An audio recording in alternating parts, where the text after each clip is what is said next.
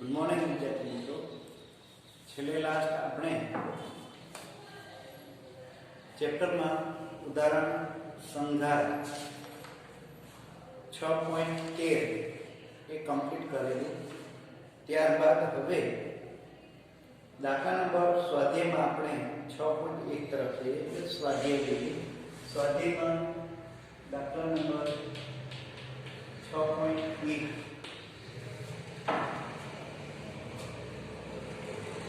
છેલ્લી રકમ આ રીતે છે. કોઈ પદાર્થ પર થતા કાર્યનું ચિહ્ન સમજવું અગત્યનું છે. આપેલ રાશિ ધન કે ઋણ છે તે કાળજીપૂર્વક દર્શાવો. એમાં પહેલું એ આપણે આ રીતે આપે છે. દોરડા સાથે બાંધેલી ડોલ કૂવામાંથી બહાર કાઢતા માણસ વડે થયેલ કાર્ય. યા આપણે કૂવામાંથી ડોલ ખેંચીએ તો બળની દિશામાં જ સ્થાનાંતર થાય છે, માટે કાર્ય ધન છે. આન્સરમાં એમાં એ રીતે આવશે: બળની દિશામાં સ્થાનાંતર થતું હોવાથી કાર્ય ધન મળશે.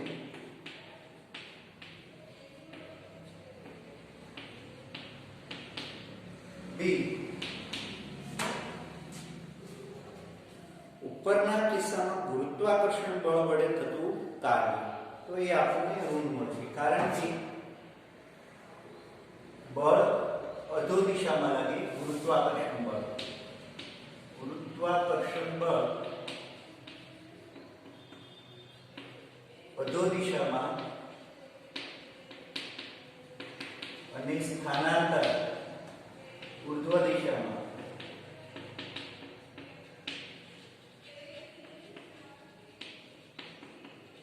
આથી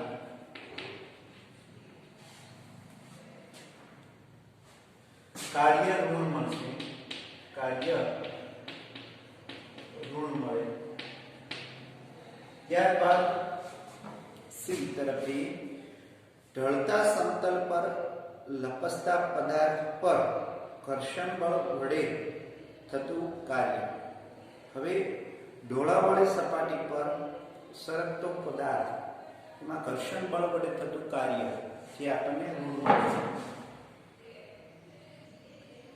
ઢોળાવાળી સપાટી પર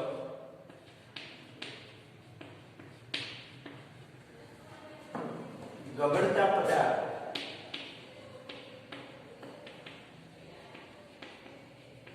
પર ઘર્ષણ બળ વડે થતું કાર્ય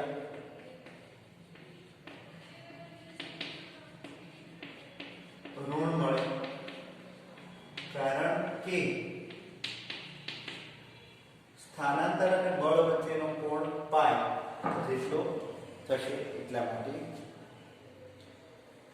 ડી, ખરબચડા સમક્ષિતિજ સમતલ પર સમાન વેગથી ગતિ કરતા પદાર્થ પર લગાડેલ બળ વડે થતું કાર્ય. ખરબચડા સમક્ષિતિજ સમતલ પર સમાન વેગથી એટલે અચળ વેગથી ગતિ કરતા પદાર્થ પર લગાડેલા બળ વડે થતું કાર્ય. અહીંયા સમાન વેગથી ગતિ કરે છે એટલે એનો મતલબ એવો થયો કે ઘર્ષણ બળ જેટલું બળ લગાડીએ અથવા એનાથી સહેજ વધારે લગાડીએ ત્યારે એ પદાર્થ બળની દિશામાં ગતિ કરે છે, ત્યારે એમના પર થતું કાર્ય પ્લસ, કારણ કે અચળ વેગથી ગતિ કરે છે એટલે એનો મતલબ એમ થયો કે એનું સ્થાનાંતર થાય છે, અને સ્થાનાંતર થાય એટલે કાર્ય થશે. તો ડી, જ્યારે અચળ વેગથી ગતિ કરે ત્યારે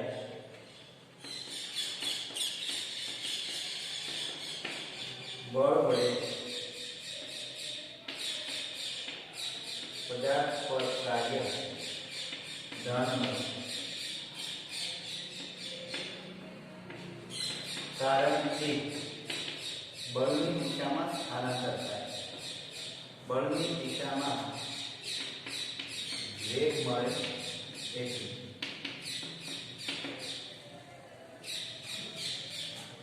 ત્યારબાદ એમાં દોલન કરતા લોલકને સ્થિર કરવા માટે હવાના અવરોધક બળ વડે થતું કાર્ય. તો અહીંયા અવરોધક બળ છે એટલે કાર્ય કેવું મળશે? ઋણ.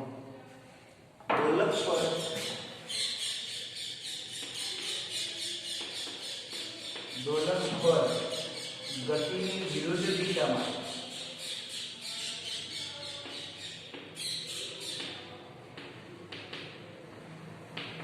અવરોધક બળ લાગે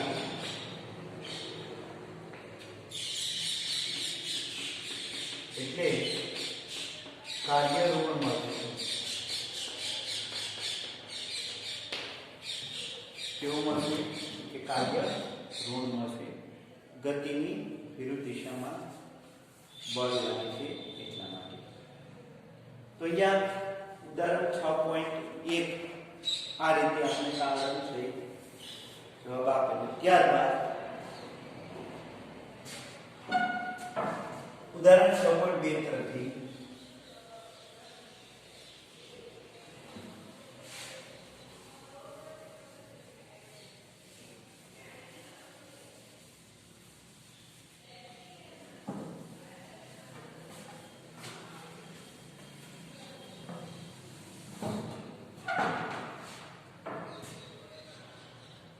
ઉદાહરણ 6.2 તરફથી પ્રારંભમાં સ્થિર રહે 2 કિલોગ્રામ દળ એટલે પ્રારંભિક વેગ 0 એટલે પ્રારંભિક ગતિ ઊર્જાની દિશા પણ 0 થશે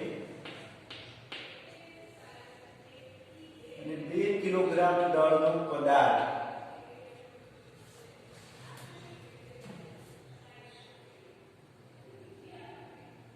એક પદાર્થ 7 ન્યૂટન જેટલા સમક્ષિતિજ દિશાના બળની અસર નીચે ગતિ કરે.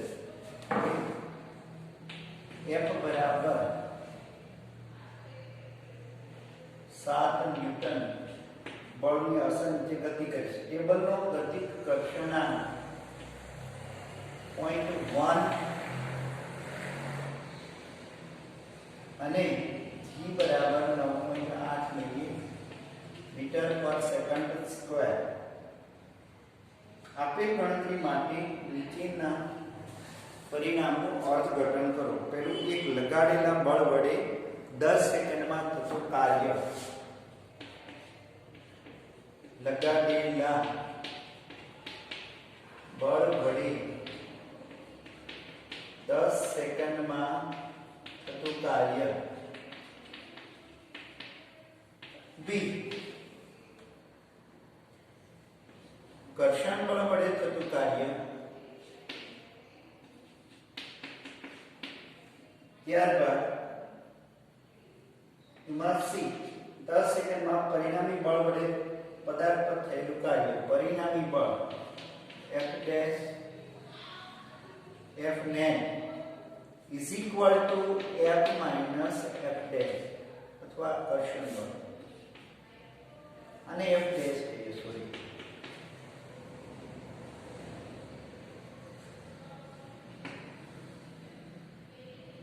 ત્યારબાદ ડી, ગતિ ઊર્જાનો ફેરફાર સમજાવો. તો અહીંયા આપણે આ રીતે આપેલું છે.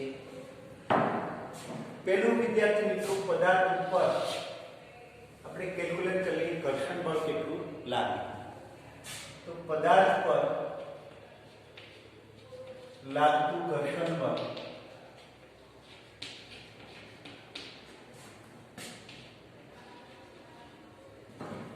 Fk is equal to UKN, n is equal to mg. UK mg. હવે UK આપણી પાસે 0.1 છે. દળ 2 કિલોગ્રામ અને 9.8 એ મળશે 1.96 ન્યૂટન સમથિંગ કંઈક મળશે. આ આપણને ઘર્ષણ બળ મળ્યું વિદ્યાર્થી મિત્રો. ત્યારબાદ ઘર્ષણ બળ આપણે જે કંઈ લાગુ પાડેલું બળ છે એમાંથી બાદ કરીએ એટલે આપણે પરિણામી બળ મળશે. પદાર્થ પર લાગતું પરિણામી બળ. પદાર્થ પર લાગતું પરિણામી બળ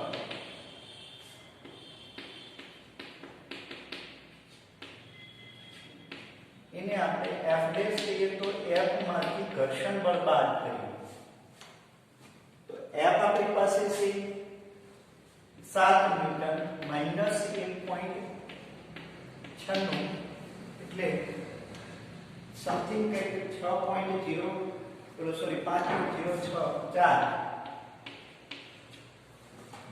આટલા ન્યૂટન પરિણામી બળ લાગે.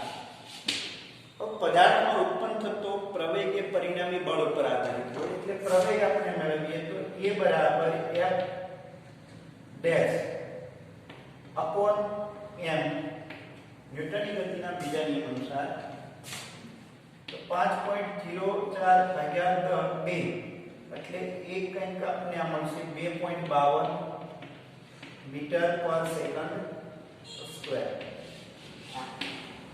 હવે આ પરિણામી બળ વડે મળતો પ્રવેગ અને પ્રવેગ વડે હવે બળના કારણે પદાર્થનું સ્થાનાંતર.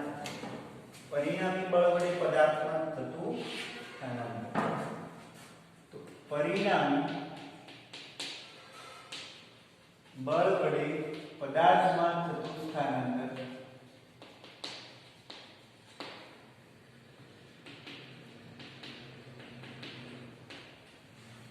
પરિણામી બળ વડે પદાર્થમાં થતું સ્થાનાંતર. તો એ કેલ્ક્યુલેટ કરીએ તો આપણે S બરાબર v0 t plus 1/2 at square. હવે કિલો t એટલે 0 થઈ જાય કારણ કે પ્રારંભિક વેગ 0 છે. 1/2 પ્રવેગ 2.52 t 10 નો વર્ગ 100 એને અનુલક્ષીને આપણે સ્થાનાંતર મળશે 126 મીટર. S =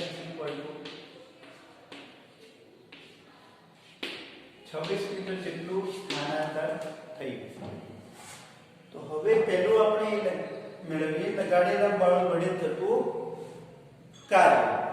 તો લગાડેલા બળ વડે થતું કાર્ય કે લગાડેલું બળ આપણી પાસે છે F into S એટલે 7 ગુણ્યા 126 એટલે કુલ થશે 886 જૂલ જેટલું કાર્ય આપણને મળશે. સોરી 882.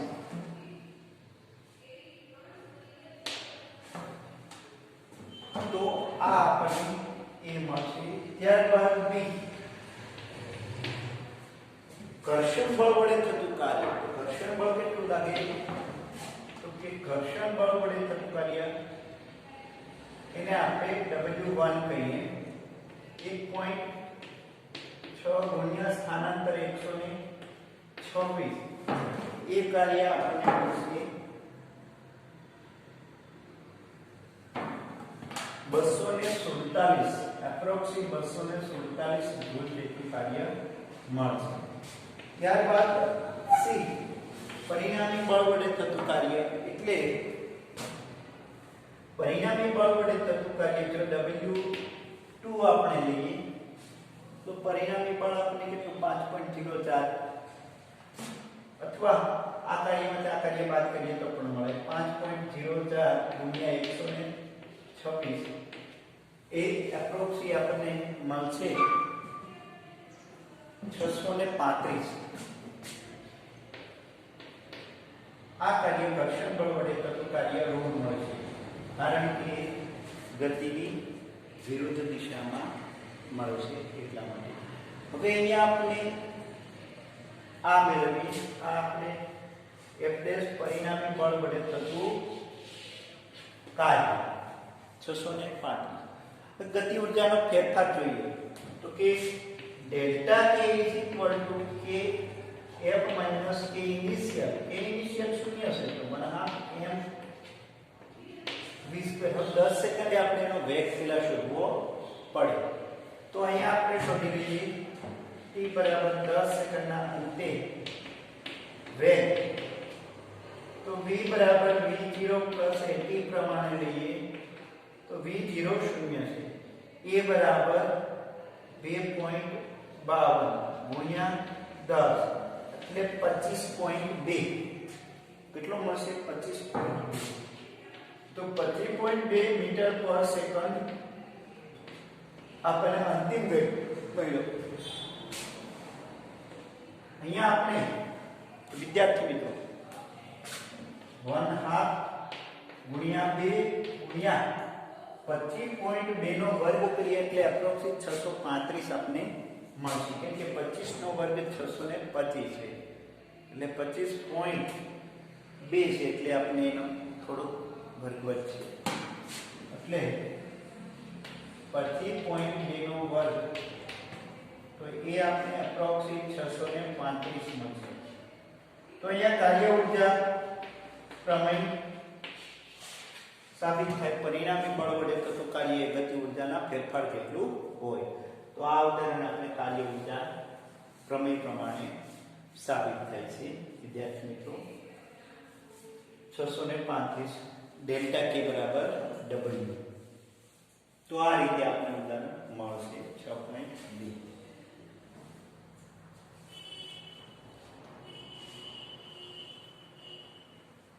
ત્યારબાદ ઉદાહરણ 6.3 તરફ જઈએ આપણે.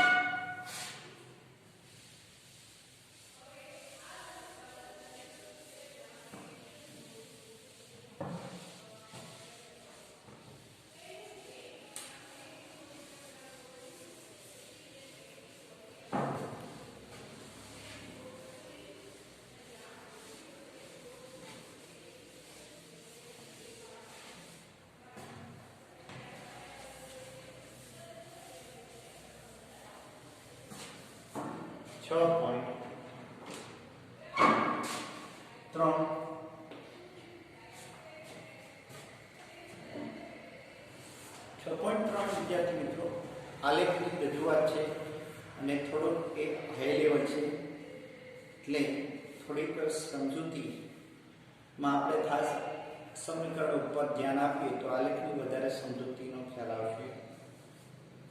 આકૃતિ 6.11 એક પરિમાણમાં સ્થિતિ ઉર્જા વિધેયના કેટલાક ઉદાહરણો આપ્યા છે. કણની કુલ ઉર્જાનું મૂલ્ય y અક્ષ ઉપર આપેલું છે, ચોકડી વડે દર્શાવેલું છે. દરેક દિશામાં એવા વિસ્તાર દર્શાવો કે જો હોય તો કે જેમાં આપેલ ઉર્જા માટે કણ અસ્તિત્વ ધરાવતો ન હોય. એટલે કે જે કંઈ ઉર્જાનું મૂલ્ય મળે એ ઉર્જામાં કણ ત્યાં અસ્તિત્વ ધરાવતો ન હોય.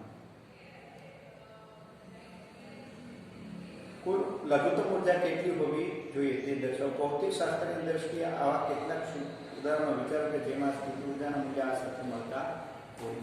એમાં પહેલો આલેખ આપણે આ રીતે આપેલો છે.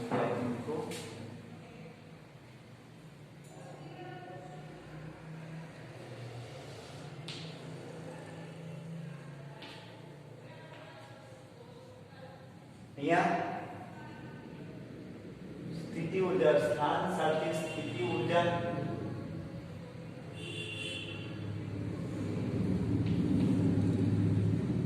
સ્થાનાંતર સાથે સ્થિતિ ઉર્જા કઈ રીતે ચાલે છે એ આપણને દર્શાવે છે. અહીંયા 0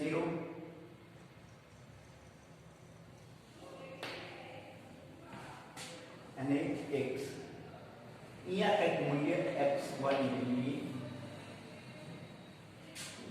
સ્થિતિ ઉર્જા આ કિસ્સામાં લઈએ તો 0 છે. આવી રીતે લખીએ. ચોકડી એટલે કે કુલ ઉર્જા આટલી દર્શાવેલી છે.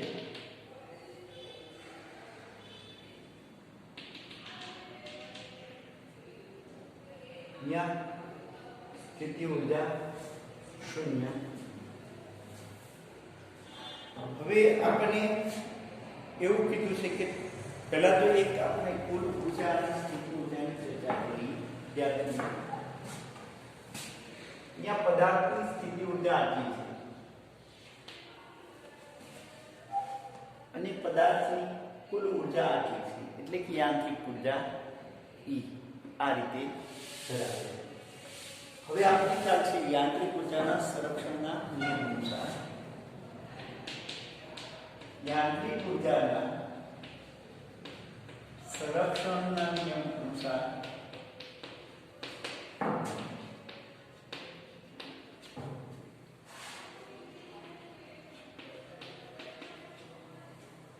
આપણે આવી રીતે લઈએ.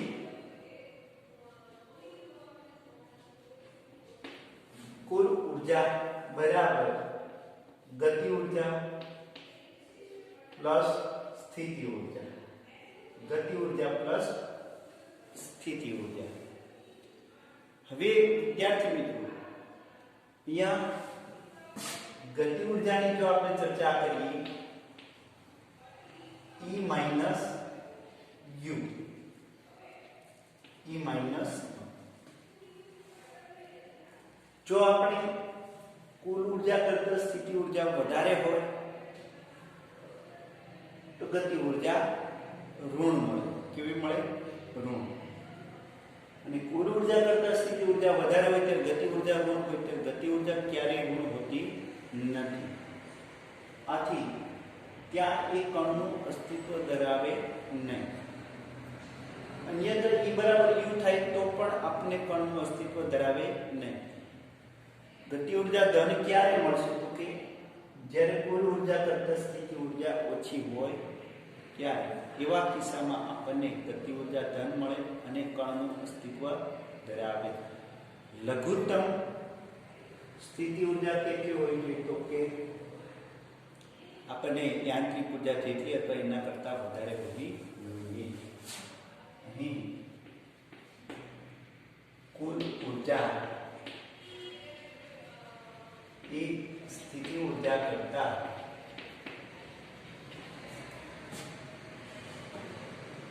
જેટલી અથવા તેના કરતા વધારે હોવી. વધારે હોય ત્યારે ગતિ ઊર્જા ધન મળે અને તે વિસ્તારમાં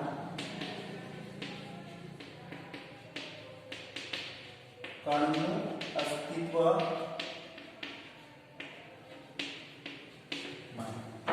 તે વિસ્તારમાં કણનું અસ્તિત્વ મળે.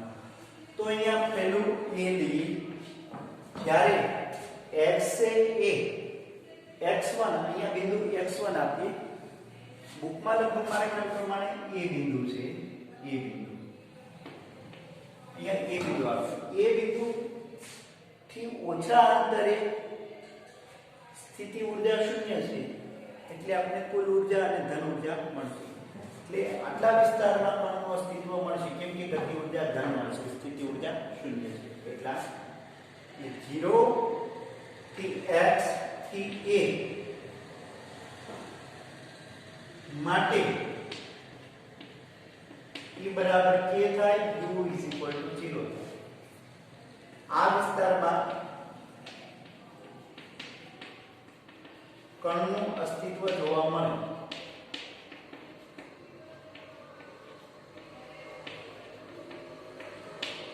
b હવે a થી x નું મૂલ્ય વધી જાય, એટલે x જે છે એ < x માટે એના કરતા x નું મૂલ્ય વધી જાય ત્યારે સ્થિતિ ઊર્જા કેટલી થઈ જાય છે? કુલ ઊર્જા કરતા વધી જાય છે. કુલ ઊર્જા કરતા વધી જાય. આથી માટે કણનું અસ્તિત્વ નથી.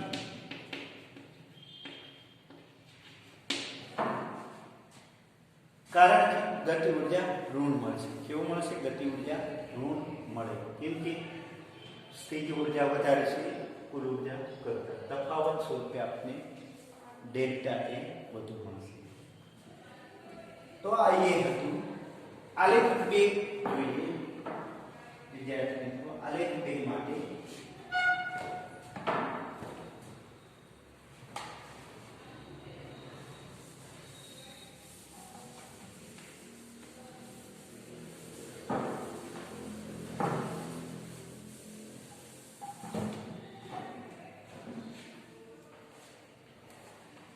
આલેખ 2 માટે જોઈએ તો એમાં આલેખ કંઈક આ રીતનું છે.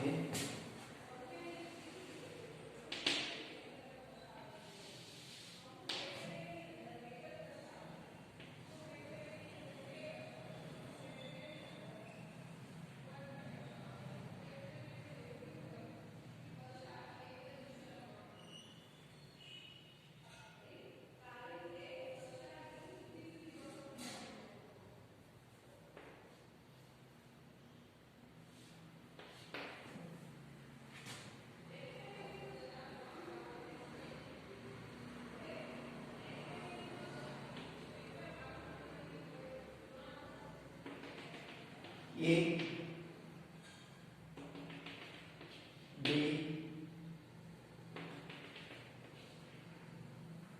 આ પણ છે D પોઈન્ટ છે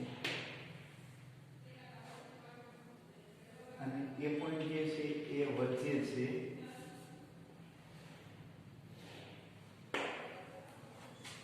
આવી રીતે અને અહીંયા આપણને E આપેલ છે આ 0 છે અને મેક્સિમમ ઊર્જા આપણને V3 આપેલી છે.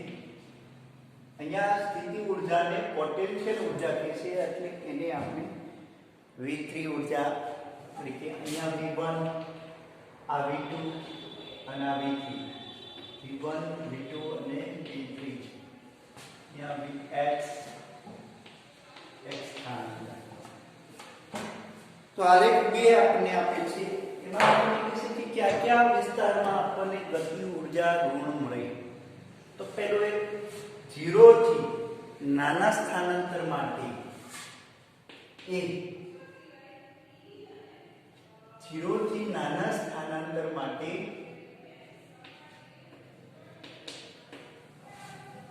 પોટેન્શિયલ એનર્જી છે એ કુલ ઊર્જા કરતા વધારે જ છે. કુલ ઊર્જા કરતા વધારે છે. સોરી, કુલ ઊર્જા U0 છે એના કરતા ઓછી છે, પણ છતાંય જે કંઈ કુલ ઊર્જા જે છે એના કરતા તો એ વધારે છે એટલે અસ્તિત્વ નથી.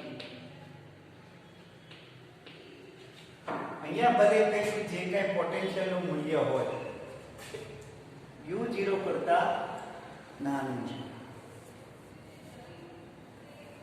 હવે ત્યારબાદ આપણે 0 થી a જેટલો વિસ્તાર લઈએ એટલે કે 0 x a માટે આ વિસ્તારમાં આપણને કુલ ઊર્જા છે u કરતા નાની છે. કુલ ઊર્જા u કરતા નાની, તો એમાં પણ અસ્તિત્વ નથી. ત્યારબાદ ab એમાં આપણને V1 છતાં વધે જ જાય છે એટલે A B C સુધી આપણને કુલ ઊર્જા મળશે નહીં. એટલે 0 x B માટે A x B માટે પણ અસ્તિત્વ નહીં. પછી ત્યારબાદ B x C માટે પણ અસ્તિત્વ નહીં. કે આમ ધીમે ધીમે વિચારો તો સ્થિતિ ઊર્જાનું મૂલ્ય વધતું જશે કુલ ઊર્જા કરતા. તો એમાં પણ આપણને અસ્તિત્વ જોવા મળશે નહીં.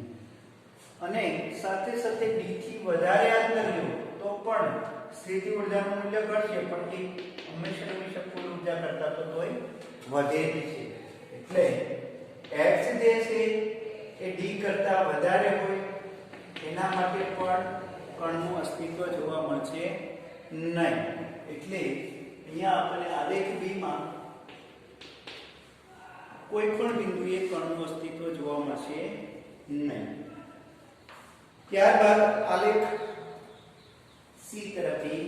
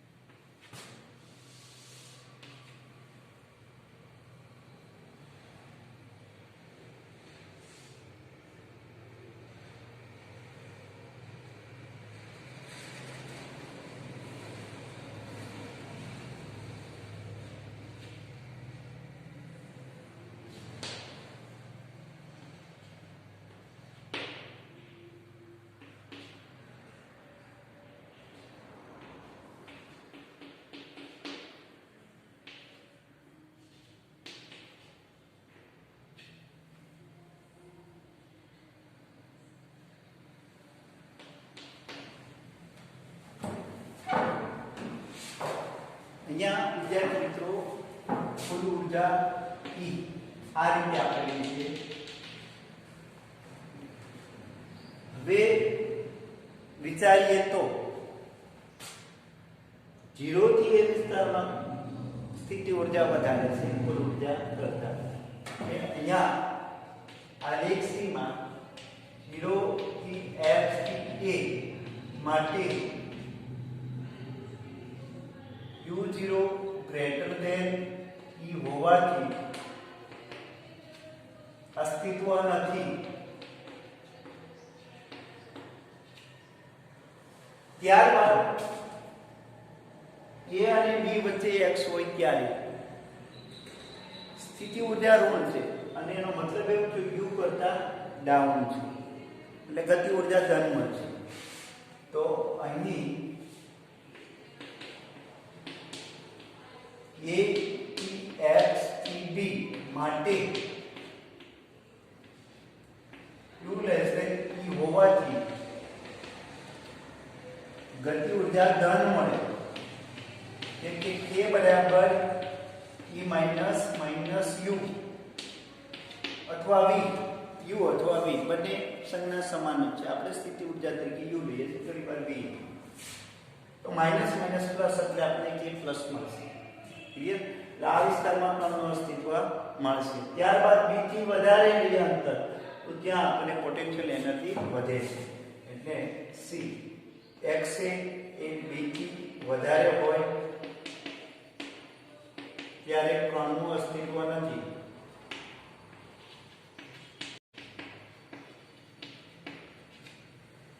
તો આ અને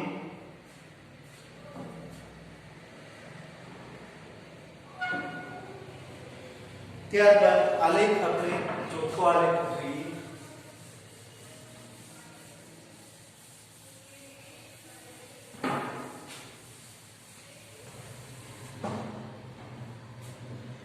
આલેખ 4.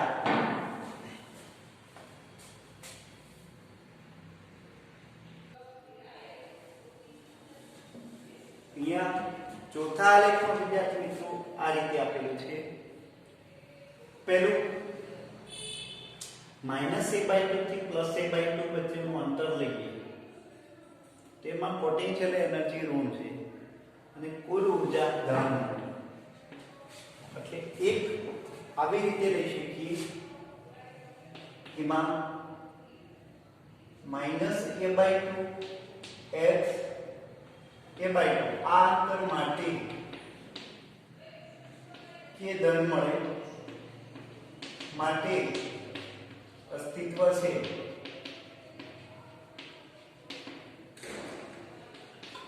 ત્યારબાદ વિદ્યાર્થી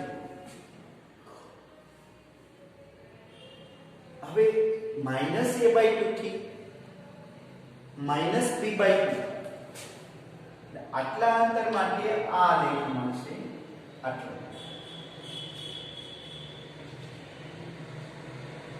આટલો આલેખ મળે છે. તો આ આલેખ માટે કુલ ઉર્જા ઓછી પડે સ્થિતિ ઉર્જા કરતા. એટલે -a/2 થી x લઈએ અને -b/2 સુધી લઈએ. તે જ a/2 થી b/2 એટલે અહીંયાથી અહીંયા એમાં પણ આટલો જ વિસ્તાર લઈએ તો એ વિસ્તારમાં પણ સ્થિતિ ઊર્જા વધારે મળે છે એટલે +a/2 થી +b/2 વિસ્તારમાં કણનું અસ્તિત્વ નથી. ત્યારબાદ વિદ્યાર્થી મિત્રો ફરી પાછો આ વિસ્તાર -b/2 થી x વધશે અને +b/2 થી x વધે એટલે x નું મૂલ્ય +b/2 થી વધ્યું અને x નું મૂલ્ય -b/2 થી વધ્યું એટલે ઋણ x હોય ત્યારે કે ધન મળે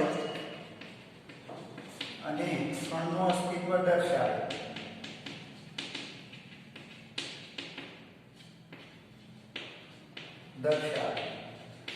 આ વિસ્તાર માટે લઈએ તો અહીંયાથી સ્થિતિ ઉર્જા ઓલશે કુલ ઉર્જા કરતા સ્થિતિ ઉર્જા ઘટે છે. અહીંયા પણ કુલ ઉર્જા કરતા સ્થિતિ ઉર્જા ઘટે માટે એ વિસ્તારમાં આપણને ગતિ ઉર્જા મળશે અને એના માટે આપણને કણનું અસ્તિત્વ જોવા મળશે.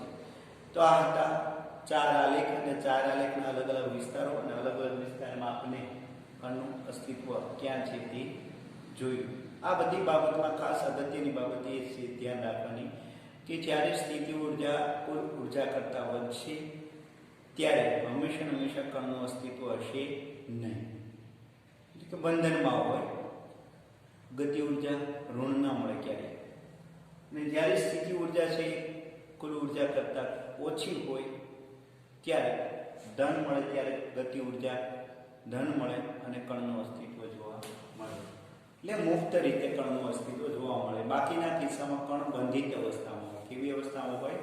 બંધિત અવસ્થામાં હોય.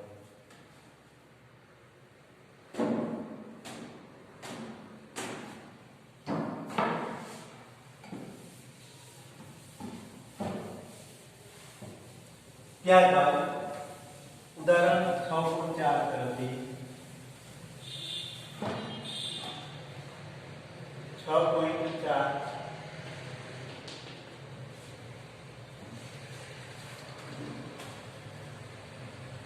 રેખીય સરળ આવર્ત ગતિ કરતા એક કણ માટે સ્થિતિ ઉર્જા આપણને આપેલી છે ux બરાબર 1/2 kx², જ્યાં k દોલકનો બળ અચળાંક અને k બરાબર 0.5 ન્યૂટન પર મીટર.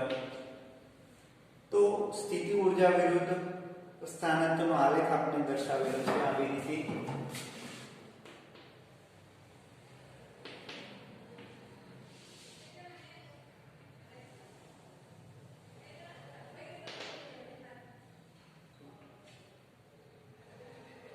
અહીંયા 2 પોઈન્ટ આપેલા છે.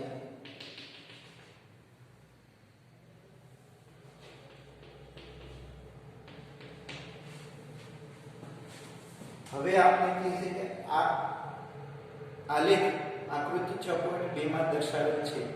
દર્શાવો કે આ સ્થિતિમાં 1 જૂલ જેટલી કુલ ઉર્જા ધરાવતું ગતિ કરતું કણ, એ કુલ ઉર્જા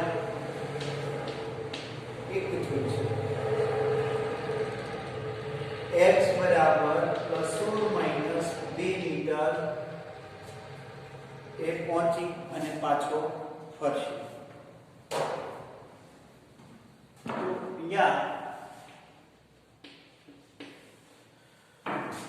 હવે જ્યારે આપણે દોલકના કિસ્સામાં વિચારીએ છીએ વિદ્યાર્થી મિત્રો, તો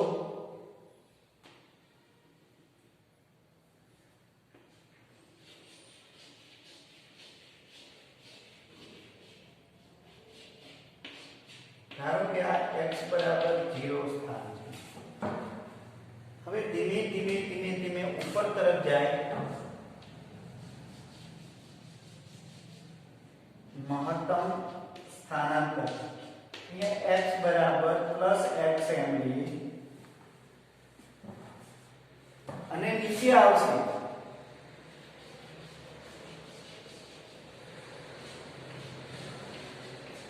x બરાબર -x mv. तो स्वाभाविक से आपने ख्याल से विद्यार्थी मित्रों જેમ જેમ ઉપર જશે તેમ તેમ તેની ગતિ ઉર્જા ઘટતી જશે અને સ્થિતિ ઉર્જા વધતી જશે.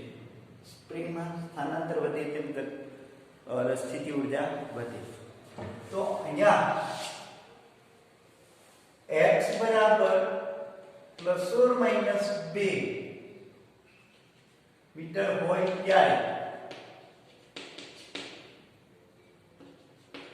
તેની ગતિ ઉર્જા શૂન્ય હોય.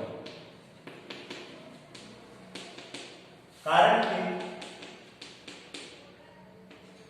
દોલકના અંત બિંદુએ ગતિ ઉર્જા શૂન્ય હોય, સ્થિતિ ઉર્જા મહત્તમ.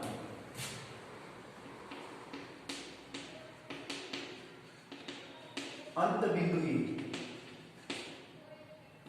u E હોય અને k શૂન્ય હોય. ક્લિયર? હવે દોલકના અંત બિંદુએ આપણે જોઈએ તો સ્થિતિ ઉર્જા મેળવીએ તો 1/2 k તરીકે 0.5 ગુણ્યા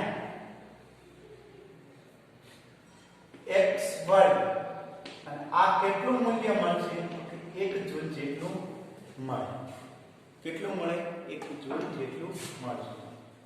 તો આ 0.5 એટલે 1/2 એટલે એનો મતલબ એમ કે x²/4 = 1. x = 4.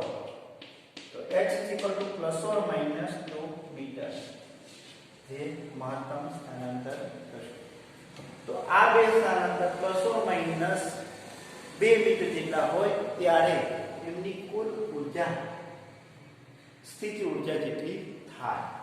અને ત્યારે અંત બિંદુ હોય એટલે આલેખ છે ખરેખર અહીંયા સુધી હોય. આ -2 મીટર આ +2 મીટર આ રીતે. તો આ કિસ્સામાં કુલ ઉર્જા જેટલી જ સ્થિતિ ઉર્જા મળશે ±2 મીટર જેટલા અંતર. વિદ્યાર્થી મિત્રો, કયા સ્થાનાંતર માટે ગતિ ઉર્જા મહત્તમ મળે, સ્થિતિ ઉર્જા શૂન્ય મળે? તો કે સ્થાનાંતર શૂન્ય હોય અથવા મધ્યમાં સ્થાન હોય. અહીંથી દોલક ધીમે ધીમે નીચે આવે ત્યારે ગતિ ઉર્જા વધતી જશે, સ્થિતિ ઉર્જા ઘટતી જશે અને આ સ્થિતિ ઉર્જા શૂન્ય થઈ જશે. x બરાબર 0 પાસે k બરાબર E બરાબર 1 જૂલ જેટલી મળે.